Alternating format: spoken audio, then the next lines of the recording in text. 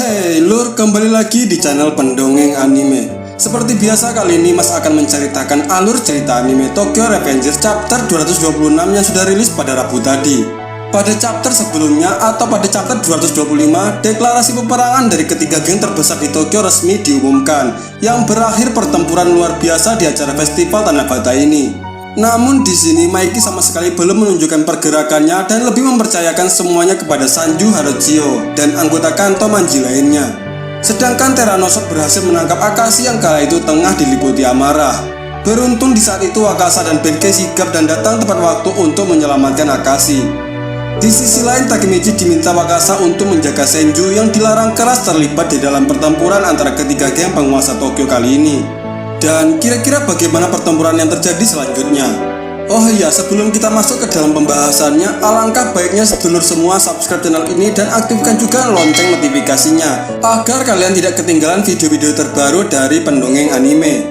Oke, daripada banyak bacot, mari kita bahas. Chapter 226 ini berjudul Dynamic Duo atau Duo Dinamis, di mana chapter ini dibuka dengan kelanjutan antara ketiga geng terbesar di Tokyo yang semakin memanas. Akibat pertarungan ini sudah banyak sekali memakan korban dari ketiga geng tersebut. Lalu di sisi lain terlihat Kakucho yang sangat brutal menghajar anggota geng Kanto Manji yang berada di depannya dan menghalangi jalannya. Sementara beberapa meter di depan Kakucho, ia melihat Maiki yang hanya berdiam diri menyaksikan pertempuran dengan wajah datarnya. Karena hal tersebut Kakucho merasa heran dan dia dibuat bertanya-tanya mengapa Maiki belum membuat pergerakan sama sekali. Kakucho yang sedikit lengah karena terlalu fokus memperhatikan Maiki sembari menghajar anggota Kanto Manji, ia tidak menyadari jika sedang diincar psikopat Sanju Haruchio. Di mana saat itu Sanju langsung menyerang Kakucho dari arah belakang menggunakan pipa besi miliknya. Hal itu pun membuat Kakucho menjadi sempoyongan lur. Kemudian Sanju berkata, tak peduli seberapa kuat Kakucho dalam pertempuran, hal itu akan jauh lebih baik jika menggunakan senjata. Setelah mengatakan hal tersebut, tiba-tiba saja Sanju diserang oleh Haitani Brother yaitu Ran dan Rindo. Ran dan Rindo tampak juga datang menggunakan senjata. Sama seperti yang dilakukan Sanju tadi kepada Kakucho, saat itu Ran juga membenarkan perkataan Sanju barusan. Jika menggunakan senjata dalam pertempuran memang akan jauh lebih mudah. Kini dua manusia yang terbilang licik dan hobinya tawuran dengan cara licik yang juga selalu menggunakan senjata, akhirnya dipertemukan di dalam pertempuran malam festival Tanah Bata ini.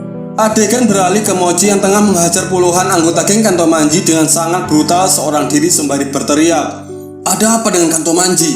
Ini tidak terlalu menantang." Tentunya anggota Kanto Manji yang melihat hal tersebut nyalinya langsung menciut dan kena mental. Terlebih lagi menurut rumor yang mereka dengar, jika anggota eksekutif Rakura Tandai merupakan anggota generasi brutal S62. Kini mereka telah melihat dengan mata kepala sendiri jika rumor itu memang benar adanya, di mana kekuatan eksekutif Rakura Tandai berada di level yang berbeda. Nah, jika kalian ingin tahu urutan karakter terkuat di Tokyo Revengers, kalian bisa lihat video yang Mas lampirkan di pojok kanan atas ini ya. Mas juga ngasih linknya di deskripsi nih. Di sisi lain, tiga legenda Tokyo tengah berhadapan dengan Terranossauro dan pasukan Rakura Tandai lainnya. Saat itu Akashi benar-benar sangat marah dan emosinya semakin tidak terkontrol. Padahal sejauh ini Mas melihat Akashi ini sebagai karakter yang tenang ya. Jadi jika dia sudah sangat emosi berarti dia sudah benar-benar bergairah di dalam pertempuran kali ini. Di sini Akashi meminta Benkei untuk menyingkir dari hadapannya. Lalu Benkei yang melihat hal tersebut langsung berkata kepada Wakasa jika semuanya akan percuma, karena saat ini kesabaran Akashi benar-benar sudah habis. Lalu giliran Terranossauro yang sedikit memberikan apresiasi kepada Benkei dan Wakasa yang berhasil mengalahkan 100 orang anggota Rakura Tandai. Ternyata dua terhebat di Tokyo bukanlah isapan jempol belaka. Bahkan karena hal tersebut, anggota Rakura Tandai lainnya sedikit tidak percaya jika Wakasa dan Benkei yang mengalahkan 100 anggota Rakura Tandai. Selain itu, keduanya juga tetap bersikap tenang dalam situasi seperti sekarang ini.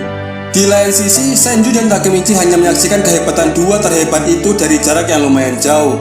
Di sini Senju mulai menjelaskan cerita tentang Waka dan Benkei kepada Takemichi, di mana sebelum Black Dragon generasi pertama dibentuk, Benkei dan Wakasa merupakan rival alias musuh abadi.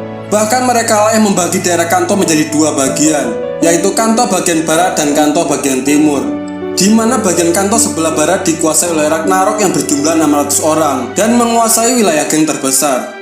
Selain itu, pemimpin dari Ragnarok pernah berjalan dengan darah yang memenuhi sekujur tubuhnya setelah bertempur. Tentunya darah tersebut merupakan darah dari musuh-musuhnya dalam pertempuran. Karena kehebatannya itu ia dijuluki atau dipanggil sebagai tebing merah atau Red Clap. Dia adalah Arashi Kaizo atau Benkei. Sedangkan yang menguasai Kanto bagian timur yang merupakan gabungan dari 12 geng Kanto Timur yang sengaja dibentuk untuk menyaingi Ragnarok dan kemudian membuat geng baru yang bernama Koudo Rengo, dan geng itu dipimpin oleh pria yang sangat ditakuti dan diberi julukan Leopard atau macan tutul putih. Dia adalah Imaushi Wakasa. Mendengar perkataan Senju, Takemichi pun sontak terkejut. Ia tidak menyangka bahwa dulu Benkei dan Wakasa ini bermusuhan dan mempunyai geng terbesar saat itu. Lalu Senju melanjutkan ceritanya kembali jika permusuhan antara Benkei dan Wakasa sangat agresif dan juga sangat sengit. Akan tetapi semua itu berubah setelah kemunculan seseorang yang berhasil menyatukan kedua geng tersebut. Ia adalah seorang pria yang tidak diketahui atau tidak dikenal siapapun dalam dunia berandalan. Orang itu adalah Shinichiro Sano. Karena Shinichiro Sano lah akhirnya geng yang berada di Kanto bersatu kembali dan kemudian membentuk geng baru bernama Black Dragon yang saat itu mereka lah generasi pertamanya. Inilah yang menjadi salah satu alasan kenapa Shinichiro Sano menjadi pemimpin yang sangat dihormati. Selain itu, Senju juga mengungkapkan jika Akashi selalu berkata, tidak salah lagi jika pertarung terkuat di Jepang adalah dua terhebat itu adalah Benkei dan Wakasa. Selanjutnya kita diperlihatkan Benkei yang sedang mengungkapkan kekesalannya pada Wakasa, di mana seharusnya Benkei ini berniat menghemat tenaganya sebelum nanti mereka bertemu dengan Maiki. Namun untuk saat ini mereka tidak punya pilihan lain. Karena mau bagaimanapun kekuatan Tyrannosaurus hampir setara dengan Maiki. Dan benar saja, Tyranno nampak sangat bersemangat dan tidak sabar menyambut serangan dari dua legendaris yang akan menjadi lawannya kali ini. Begitu pula dengan Benkei yang mulai memberikan instruksi menyerang. Dan kemudian Benkei dan Wakasa langsung melesat untuk mendaratkan serangan mereka. Bentrok antara perwakilan Rokuhara Tandai versus anggota terkuat Brahman atau dua legendaris ini menjadi akhir dari chapter 226 kali ini. Kira-kira mampukah Tyrannosaurus kali ini menyaingi kehebatan dua legendaris ini dan berakhir dengan kemenangan? Ataukah Tyrannosaurus akan mengalami kekalahan dan bahkan mati terbunuh nantinya? Kita nantikan saja kelanjutan ceritanya di chapter 227 di Rabu pekan depan. Ada beberapa fakta baru yang kita dapatkan dari chapter 226 kali ini. Pertama, sesuai dengan judul kali ini yaitu Dynamic Duo atau duo dinamis yang menceritakan masa lalu antara Benkei dan Wakasa. Dan dari sinilah kita mengetahui sebuah fakta yang sangat menarik lur. Dimana pada awalnya sebuah geng Black Dragon generasi pertama dibentuk, Wakasa dan Benkei ternyata saling bermusuhan. Bahkan mereka berdua membagi wilayah Kanto menjadi dua bagian, yaitu Kanto bagian barat yang dipimpin oleh Benkei dan Kanto sebelah timur yang dipimpin oleh Wakasa. Tapi permusuhan mereka usai setelah seorang pria datang dan mempersatukan kedua geng terbesar itu. Orang itu adalah Shinichiro. Dan berkat Shinichiro lah Benkei dan Wakasa itu menjadi tombak dan tameng dalam sebuah pertempuran karena kesulitan mereka berdua. Dan mereka pun menjadi dua partner yang sangat ditakuti pada masanya maupun pada masa sekarang. Fakta kedua, dari perkataan Senju kepada Takemichi saat bercerita, kita juga mendapat sebuah fakta jika Akashi sendiri yang merupakan mantan wakil presiden atau wakil ketua geng Black Dragon generasi pertama juga mengakui kekuatan dari Benkei dan Wakasa sebagai duo terbaik. Bahkan jika ada yang bertanya siapa pertarung terkuat di Jepang, maka Akashi pasti akan menjawab Benkei dan Wakasa. Jika Akashi saja berkata demikian, maka tidak bisa dipungkiri lagi kekuatan dari Benkei dan Wakasa ini menjadikan mereka sebagai duo kombinasi yang sangat mengerikan. Dan dari fakta ini Mas bisa menyimpulkan jika mereka berdua adalah kombinasi terkuat di anime Tokyo Revengers. Fakta ketiga, yaitu mengenai Shinichiro Sano. Shinichiro Sano yang pada awalnya tidak terkenal dalam dunia berandalan, nyatanya menjadi orang yang dapat menyatukan permusuhan antara Benkei dan Wakasa serta geng-geng yang berada di Kanto saat itu. Dan itulah salah satu hal yang menjadikan Shinichiro sangat dihormati dan disegani oleh berandalan lainnya.